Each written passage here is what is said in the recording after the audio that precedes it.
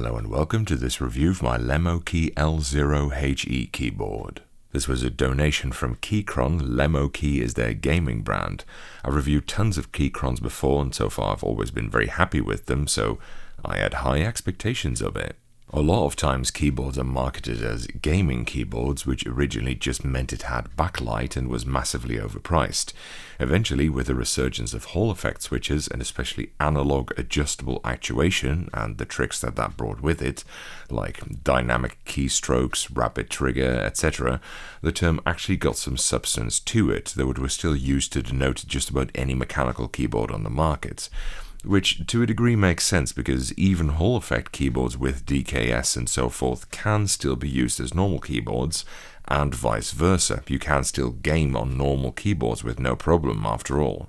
But this is genuinely, in my opinion at least, a device that can legitimately call itself a gaming keyboard, and not necessarily because it's very good for gaming, but more as a restrictive term, as although you can game on it, it's lost the capacity to function as a real keyboard. Because yes, this is not just one half of a split ergonomic keyboard or something, this is it. This is the whole thing. Naturally, this is based on the precept that most PC gamers use a mouse and the keyboard, generally with the keyboard left-handed centered around the WASD cluster and the right hand on the mouse. Or, if you're criminally insane, a controller, but that's outside the scope of this video. From what I understand, for left-handed gamers it's a bit more complicated. Some use the same setup with WASD left and the mouse right, or mouse left and WASD right, or mouse left and some keys on the right side of the keyboard for movement, or a southpaw keyboard, or any combinations of the previous. So there are plenty of exceptions, but generally WASD left and mouse right is going to be where it's at for most people.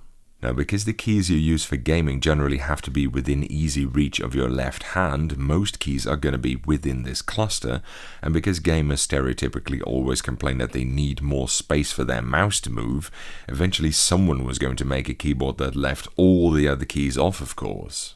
Now, personally, I'm an old school gamer, been at it for about 35 years now, and back in the day the games had such incredibly high mouse sensitivities that it would make zoomers' heads spin.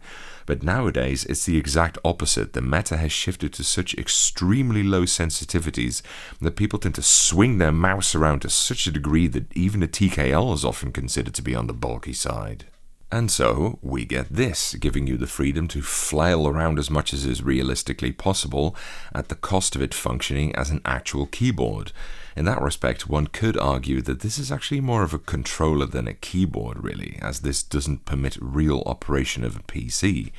Although arguably you could say that about anything smaller than a 75% or so really. Now, that of course implies that you either need to keep plugging your useful keyboard and your gaming keyboard in and out all the time, or keep both of them connected at all times, although in that case I'm not sure how you can claim that this is a space-saving option unless you have a very specific desk arrangement that permits this.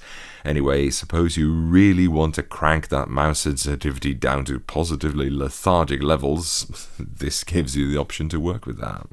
So I went into this thinking I was only going to use it for gaming, of course, and then only for games that use relatively few keys. I mean, it was instantly obvious that I wasn't going to be able to play, say, Diablo 2 on this, or Terraria, or really any game with any sort of complexity. So what remains? Just shooters? Well, even those can be problematic. Tarkov, for example, is obviously not going to work on this. Or any old school shooters like Unreal Tournament or Quake when you still had massive arsenals at your disposal. You know, console shooters like Halo only really introduced the modern two weapons only thing because controllers are too shitty to be able to easily switch between more than two weapons. And really, that's when I started to slowly unravel that the amount of games you can play on this is actually way more restricted than I thought. For example, let's fire up a game I've been playing a lot of late, and one of the games I thought that this would be excellent for, Space Marine 2. So, let's skip through these things to get to the main menu. And bam! Oh, press enter to continue. Well, that's That's kind of a bugger, isn't it? And really, as time continued, I kept running into this issue. Even games that you could swear would be compatible, there's always one or two keys that you didn't take into account. Now, there are two ways around this. You can rebind the keys in the games to account for this, or you can rebind the keys on the keyboard to the ones that you need to press in the game. Both have the same problems, however. Rebinding keys means that you have to relearn the control scheme to your games, which frankly feels like a bigger setback to your performance than any sort of boost this keyboard might give you. And similarly, the crampedness of cramming every single button into this already tiny cluster, opening the player to incorrect key presses, would almost certainly never pay itself back with the extra space this keyboard gives you. Now, of course, there are some exceptions, some highly specific games like Osu, which I think you can play with just 2 keys if I'm not mistaken, would probably work on this. So I'm not saying that it's entirely devoid of applications, but I just wanted to highlight that this is a much more specialized and restrictive device than you might have imagined it to be.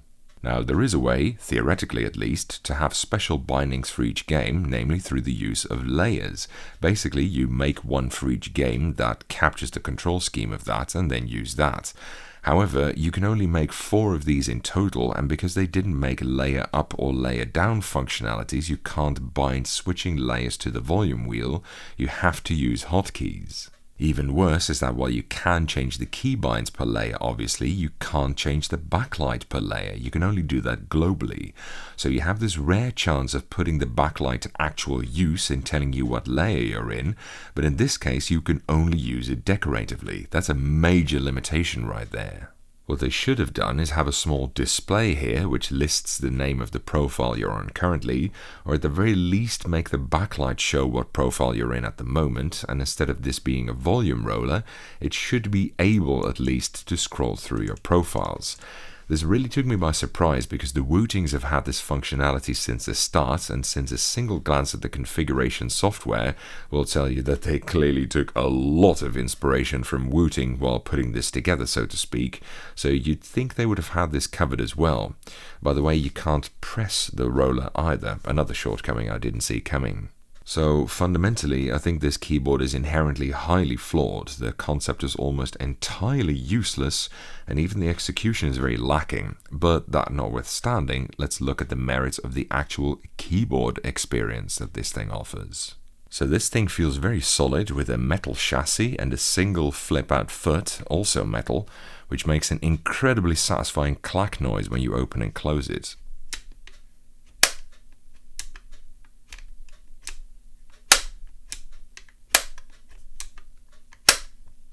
Nice. This is in the weight ballpark of quite a lot of 60% keyboard, so it's got decent heft considering its small size, I guess, but it's still very portable in terms of weight and size, which I guess is relevant as this is the sort of thing you might take with you to go gaming. In fact, I can imagine that Lemokey hopes this is the sort of thing esports champions take with them when they go for matches. The switches are called Lemo Key ultra-fast line magnetic switches, which are 3.5mm throw switches with a preload of 25 grams and a bottom-out force of 48 grams. Now, this should make them feel extremely light, but they don't quite feel that way somehow. Light, sure, but not as light as these figures would suggest to me. I will say they do feel very nice and smooth though. Let's not forget that the standard for Hall effect switches is god tier in terms of linear options. Of course, it's got all the standard gaming stuff too, 8 kHz polling rate, DKS, RAPI, FAPI or whatever, rapid trigger, adjustable actuation, etc. All the usual refinements that come with Hall effect switches. However, one feature that stands out is analog output. Now, this one is a bit more unique. Only Wooting keyboards normally sport analog output, and it was originally their flagship feature, pretty much the thing they were marketing the keyboard with. In my review, I explained that it was actually the adjustable actuation that was the real game changer, as the analog output had way too few games that were both compatible with it and which genuinely benefited from it. Most games were either partly or not at all compatible, or if they were, there really wasn't any point to having the feature. I think the only game where I was able to get really something substantial out of it was Blur, which is a combat racing game.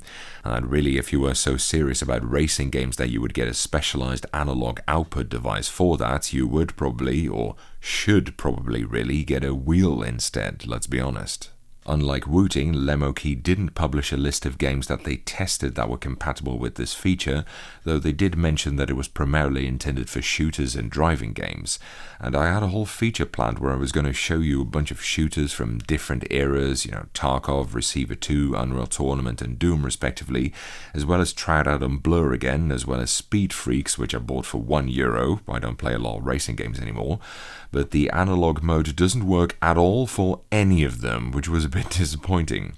It didn't work for Space Marine 2 either, though like most shooters there's no point in moving at anything less than top speed there anyway. So yeah, unfortunately this was a bit of an anticlimax, and it reinforces the idea, in my opinion, that this is simply not that practical a feature, even if it sounds cool on paper. Also, I'm pretty sure you can't have more than one analog layer, as it's separate from the other layers, so you'd have to use a one-layer-fits-all approach, which is suboptimal. The keycaps are interesting. They're double shots with wraparound windows, making them an extremely rare case of caps with an asymmetrical base. I guess they couldn't resist and turned the special keys into cyber keys, though the normal ones still have a normal font on them. It's a bit weird of a clash of styles in my opinion. I'm glad that the normal keys are legible, but it does look like it was cobbled together from two completely different keyboards if I'm honest. It costs $160, which is a bit of a spicy meatball, considering this is more than you pay for some full-size Hall Effect keyboards nowadays, or for some TMR boards even, so this feels very gamer-priced, especially considering you only get half a board in total for this, really. Now, I honestly tried to give it a whirl, but frankly it came up short for me, though I'm sure there is some person somewhere for whom this is absolutely perfect and worth $160. Who, I can't for the life of me imagine, but they're probably out there somewhere, presumably on a different planet. That's it for this review. Thank you for watching. I hope you enjoyed it, and following as a typing demonstration of me typing on this keyboard.